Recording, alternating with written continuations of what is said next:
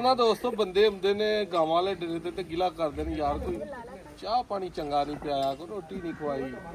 ਯਕੀਨ ਮੰਨੋ ਇੱਥੇ ਜਦੋਂ ਆਪ ਆਈਦਾ ਨਾ ਭੁੱਖੇ ਮਰੀਦਾ ਨਾ ਪਾਣੀ ਲੱਭਦਾ ਇੱਥੇ ਫਿਲਟਰ ਦਾ ਕੋਈ ਤਾਜ਼ਾ ਪਿੱਛੋਂ ਕਿਤੇ ਭਰਿਆ ਭਰਾਇਆ ਤੇ ਰੋਟੀ ਵਾਲਾ ਚੱਕਰ ਚਾਣਾ ਸੀ ਜਿਹੜੇ ਇੱਥੇ ਬੰਦੇ ਨੇ ਉਹ ਆਪ ਫੜੀ ਤੜੀ ਨਾਲ ਕੰਮ ਚਲਾ ਰਹੇ ਨੇ।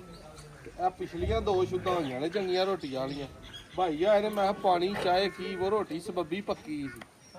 ਉਹਨਾਂ ਆਖਿਆ ਰੋਟੀ ਮੈਂ ਕਿਹਾ ਵੀ ਤੁਹਾਡੇ ਨਸੀਬ ਬੜੇ ਚੰਗੇ ਨੇ ਇੱਥੇ ਰੋਟੀ ਸ਼ਾਮ ਤੱਕ ਵੀ ਤੁਸੀਂ ਮੰਗਦੇ ਰਹਿੰਦੇ ਤੇ ਲੱਭਣੀ ਕੋਈ ਨਹੀਂ।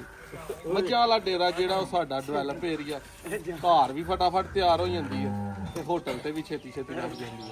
ਇਹ ਜ਼ਰਾ ਬਹੁਤ ਬੈਕਵਰਡ ਏਰੀਆ ਇੱਥੇ ਜਾ ਕੇ ਉਹ ਪਿੰਡ ਦੇ ਵਿੱਚੋਂ ਸ਼ਾਇਦ ਕੋਈ ਨਹੀਂ ਲੱਭਦੀ। ਈਵਨ ਕਿ ਕੋਕਸ ਪਰਾਟ ਵੀ ਇਹਦੇ 10 ਕਿਲੋਮੀਟਰ ਦੂਰ ਜਾ ਕੇ ਲਿਆਉਣੀ ਪੈਂਦੀ ਹੈ ਤੇ ਨਿਜ਼ਾਮ ਜਿਹੜਾ ਉਹ ਤਰਤੀਬ ਮੈਨੇਜਮੈਂਟ ਦੀ ਓਡੀ ਨਹੀਂ ਹੈ। ਕੋਈ ਨੈਕਸਟ ਕੋਸ਼ਿਸ਼ ਕਰਨੇ ਆ ਭਲਵਾਨ ਜੀ ਇੱਥੇ ਫਰੀਜ਼ਰ ਫੂਜ਼ਰ ਰੱਖਣੇ ਆ। ਇਹ ਤੁਹਾਨੂੰ ਪਤਾ ਕਿੱਡਾ ਮਾਹੌਲੀਆ ਤੇ ਮਾਹੌਲ ਕਰਦਾ ਇਹ ਸਾਰੀ ਗੱਲ। ਅੱਛਾ ਪਹਿਲਾਂ ਰੋਟੀ ਬੜੀ ਆਉਂਦੀ ਹੁੰਦੀ ਸੀ ਜਦੋਂ ਦੀ ਰਿਸ਼ਤੇਦਾਰੀ ਘਰ ਬੈਠੇ ਆ ਨਾ ਉਦੋਂ ਦਾ ਦਿਨ ਆਖਿਆ ਪਾਣੀ ਵੀ ਨਾਲ ਲੈ ਕੇ ਆਇਆ ਕਰੋ ਜਿਹੜਾ ਤੁਸੀਂ ਪੀਣਾ ਹੁੰਦਾ। ਆ ਬੱਚੇ ਮਾਸ਼ਾਅੱਲਾ ਨਹਾਤੇ ਨੇ ਤਿੰਨੇ ਹੀ ਤੇ ਮੈਂ ਵੇਖ ਕੇ ਤੇ ਸੋਚਣ ਯਾਰ ਨਿੱਕਿਆ ਹੁੰਦਿਆ ਜਦੋਂ ਅਸੀਂ ਵਿੱਚ ਬੱਚਿਆਂ 'ਚ ਤੇ ਨਹਿਰਾਂ 'ਚ ਨਹਾਉਂਦੇ ਹਾਂ ਨਾ ਤੇ ਨਹਾ ਧੋ ਕੇ ਜਿਹੜਾ ਰੋਟੀ ਖਾਣ ਦਾ ਮਜ਼ਾ ਹੁੰਦਾ ਸੀ ਨਾ ਇੰਜੀ ਵਰਦੀਆਂ ਐਸੇ ਚ ਚਾਸਾ ਹੀ ਹੈ ਨਾ ਆਂਦੀ ਹੈ।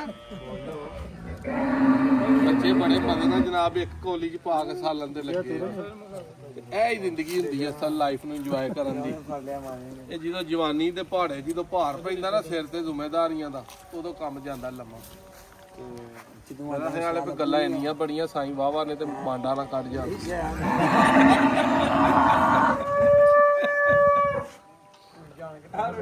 ਸਾਡੀ ਦਵਾਲਾ ਤੁਸੀਂ ਵੀ ਇੱਕ